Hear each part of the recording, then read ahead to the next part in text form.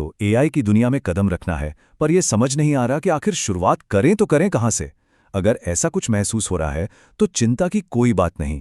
आज हम इसी उलझन को दूर करेंगे और एआई को इस्तेमाल करने का एक बहुत ही आसान 6 स्टेप का ब्लूप्रिंट देखेंगे। चलिए सबसे पहले एक बात को समझते हैं। एआई की दुनिया इतनी तेजी से बदल रही है, रोज नए नए टूल्स आ रहे हैं। तो अगर इन सबको देखकर थोड़ी घबराहट या उलझन होती है तो ये बिल्कुल नॉर्मल है। ये एहसास बहुत आम है और ज्यादातर लोग ऐसा ही महसूस करते हैं। लेकिन अच्छी बात यह है कि इस उलझन से निकलने का एक बहुत साफ रास्ता है। एक ऐसा ब्लूप्रिंट है जो इस कंफ्यूजन को एक्शन और कॉन्फिडेंस में बदल सकता है, और वही हम आज देखने वाले हैं।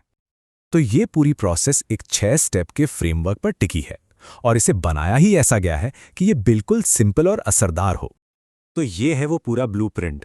अब हम इसे समझने के लिए 3 मेन हिस्सों में बांटेंगे और शुरुआत करेंगे एक मजबूत नींव बनाने से। देखिए, पहले जो 3 स्टेप्स हैं वो एआई से बात शुरू करने से भी पहले की तैयारी है। मतलब सफलता के लिए जो ग्राउंड वर्क करना है वो यहीं होता है। तो सबसे पहला और सबसे जरूरी स्टेप, किसी भी एआई टूल के बारे में सोचने से पहले अपना एक लक्ष्य तय करना है। मतलब वो कौन सी खास प्रॉब्लम है जिसे सुलझाना है, पहले उस पर फोकस करना है। अच्छा, अब लक्ष्य कैसे चुनें? इसका एक आसान तरीका है। बस ये सोचिए कि ऐसा कौन सा काम है जिसमें या तो बहुत ज्यादा टाइम लगता है या जिसे करने का मन ही नहीं करता और हम उसे टालते रहते हैं। जैसे ईमेल लिखना या कोड में गलतियां ढूंढना।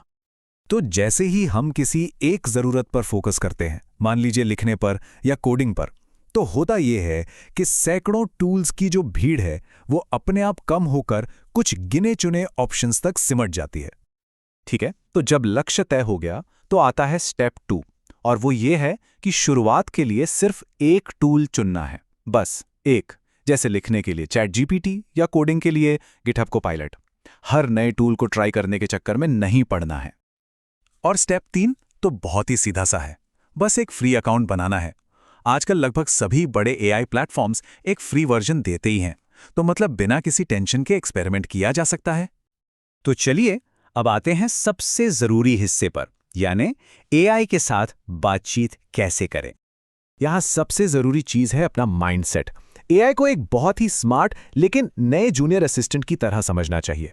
मतलब वो इंटेलिजेंट तो बहुत है, लेकिन उसे काम ठीक से करने के लिए सही कॉन्टेक्स्ट या जानकारी देनी पड़ती है। अब देखिए, एक अधूरे प्रॉम्प्ट और एक अच्छे डिटेल्ड प्रॉम्प्ट के नतीजों में जमीन आसमान का फर्क होता है। सिर्फ एक रिपोर्ट लिखो कहने की जगह अगर उसे पूरी डिटेल दी जाए, जैसे तुम एक सीनियर मार्केटिंग डायरेक्टर हो, तो रिजल्ट कहीं ज्यादा बेहतर और काम का मिलता है। तो एक अच्छे प्रॉम्प्ट में ये 4 चीजें जरूर होनी चाहिए। पहला, एआई की भूमिका क्या है, मतलब उसे कौन बनकर सोचना है। दूसरा, उसे करना क्या है, यानी उसका टास्क। तीसरा, काम से जुड़ी जरूरी जानकारी यानी कॉन्टेक्स्ट। और चौथा, ये आउटपुट किसके लिए है, यानी ऑडियंस कौन है। चलिए अब आखिरी 2 स्टेप्स देखते हैं, और यही वो स्टेप्स हैं जो एक बिगिनर और एक प्रो यूजर के बीच का फर्क तय करते हैं। प्रो यूजर्स का माइंडसेट ही यही होता है। वो ये मानकर चलते हैं कि एआई से जो पहला जवाब मिलेगा वो कभी भी परफेक्ट नहीं होगा। वो तो बस एक स्टार्टिंग पॉइंट है।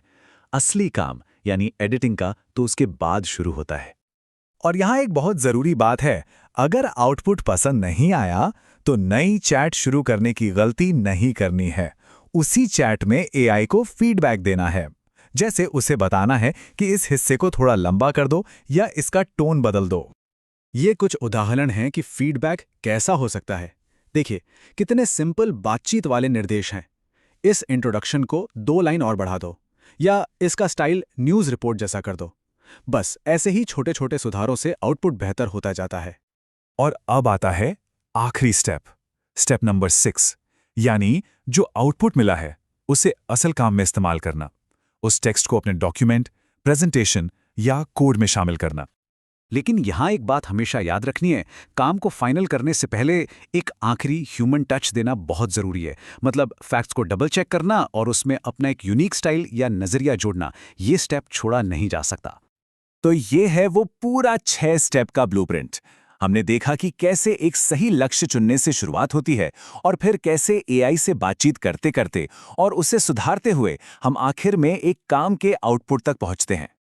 तो अब जब ये पूरा ब्लूप्रिंट हमारे सामने साफ है, तो असल सवाल ये है कि वो पहला लक्ष्य कौन सा होगा जिस पर काम शुरू किया जाए, क्योंकि शुरुआत करने का सही समय कल नहीं बल्कि आज, अभी है।